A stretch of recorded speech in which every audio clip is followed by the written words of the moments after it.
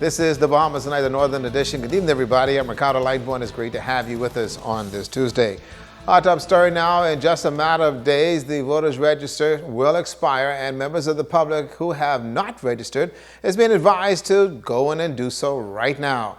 The new register will be compiled and will be used for the 2017 general elections. An acting parliamentary commissioner says that when it comes to the registration, the current numbers are kind of disappointing.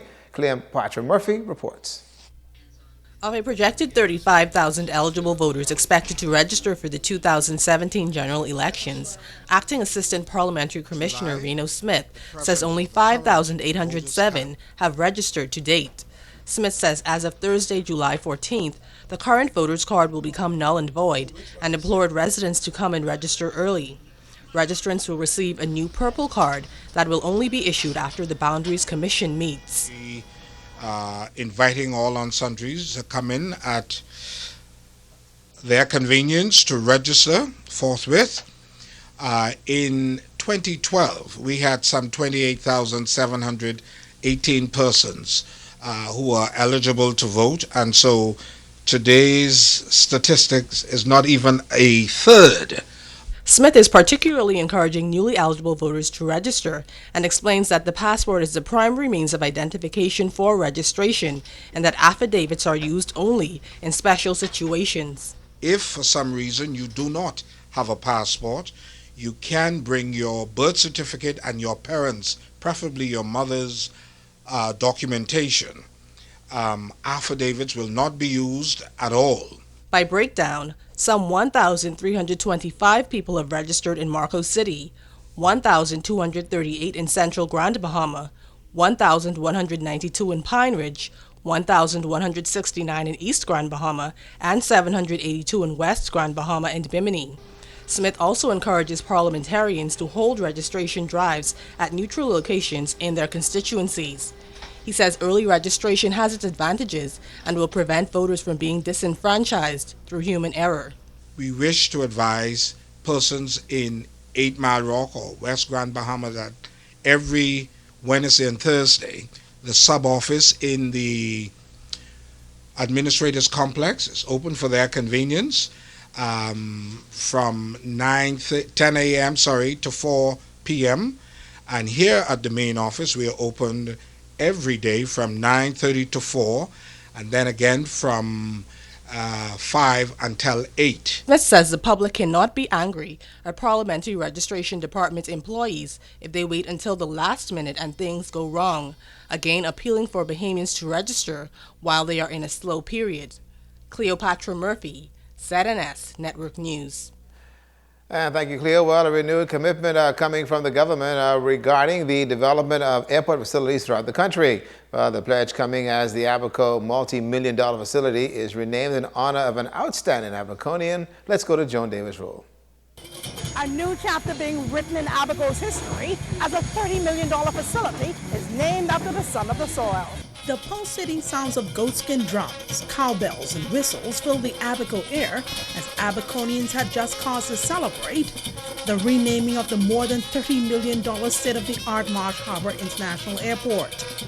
The momentous occasion described by the Minister of Transport and Aviation, the Honorable Glennis Hannah Martin, as a fitting tribute to a man whose legacy has helped transform not only a vital industry, but an entire island. We are celebrating the life of one such distinguished son. The naming of this airport in his honor symbolizes a life well lived for and on behalf of his people, but also symbolizes the great potential and meaning of the people of Abaco, the fierce and bold spirit of this island. Minister Hannah Martin pledged the government's commitment to the continued development of airports like the newly named Leonard M. Thompson International Airport. Such facilities, she says, play a significant role in this country. Airports are key to any country's economic growth and success. This is no less true for us, but in fact, even more so for the Bahamas, where airports provide vital connectivity between us and a cohesive archipelagic people. The strengthening and modernizing of our airport network is therefore key to our national development. Member of Parliament for South Abaco Edison Key reflected on Thompson's rich history, while the Member of Parliament for North Abaco, Renato Curry, paid tribute to the man who went from an aviator to an economic powerhouse. Many Bahamians volunteered to fight for freedom. Many served with distinction, but there were a few who gave a matchless account of themselves.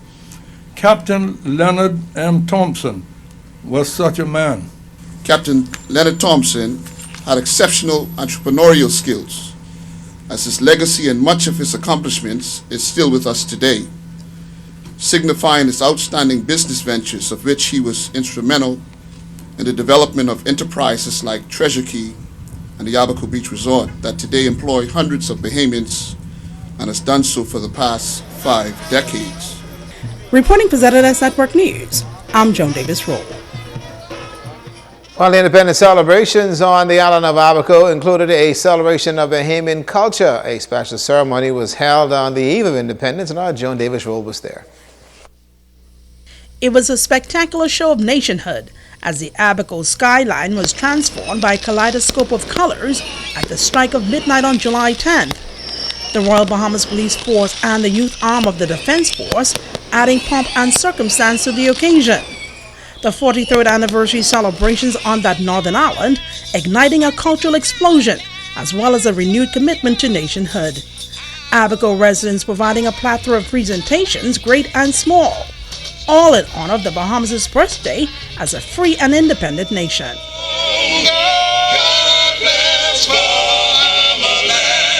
Member of Parliament for North Abaco, Renato Curry. I'm certainly proud to be a Bahamian. Celebrating 43 years of independence in our country, it tells us that we're a young nation compared to some nations, but we've made great strides. We had great people who went before us, our founding fathers and mothers, who've done an excellent job, and we're just here to build upon that. Marsh Harbor Island Administrator Charles Moss says events like this one are indeed significant. As it was to celebrate independence, I just want Bahamians to realize that independence is truly, you need to be able to know how to celebrate independence. It's not just another holiday.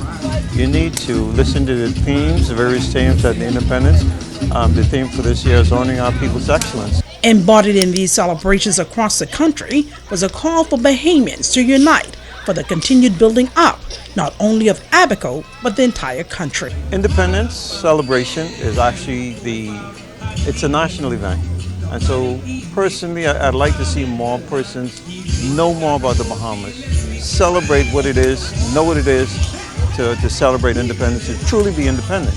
When you talk about our people's excellence, are you talking about single mothers who would have raised sons and daughters who would have become very, very successful, albeit the doctors, lawyers, politicians, and the like? You're talking about our athletes who, would have gone from we just had somebody just drafted in NBA, Buddy Hield. The residents of Abaco reflect on true nationhood. They say they do so with a sense of pride, and they look ahead to this country's future. Happy 43rd anniversary, Bahamas, in Abaco. Reporting for ZNS Network News, I'm Joan Davis-Roll. Well, the Grand Bahama pilot killed in a plane crash over in Bimini on Father's Day was laid to rest this past Saturday. The homegoing ceremony was held at the Pro Cathedral of Christ the King. Kimberly Mullings was there.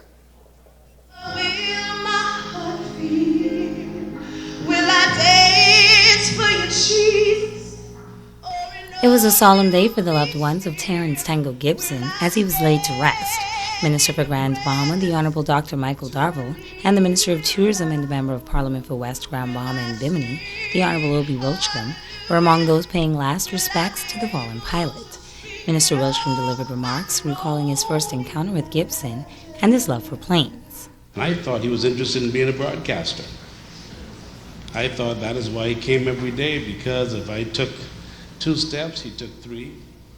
If I went to the studio, he came into the studio. If I went to read the news, he'd sit in the control room and watch me read the news.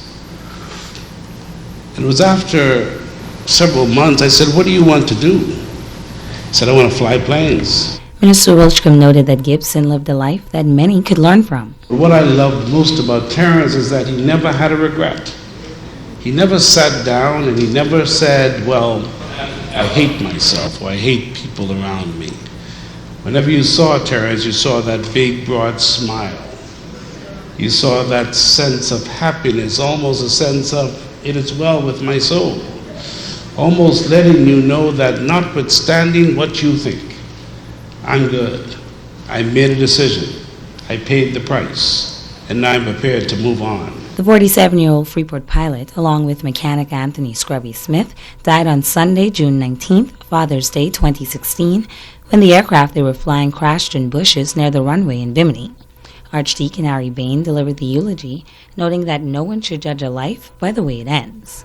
Let us give thanks to God for His relationship, His friendliness, His love, and being a man to His word. I'm sure that He flew many persons all over the place. A pilot, but He also knew a greater pilot. And that pilot is the Lord Jesus Christ. During the funeral procession, Dr. Isabella Horsfall flew an airplane around the church in memory of a fallen colleague, pilot Terence Tango Gibson. Kimberly Mullings, ZNS Network News. We'll be back, folks. Don't go away.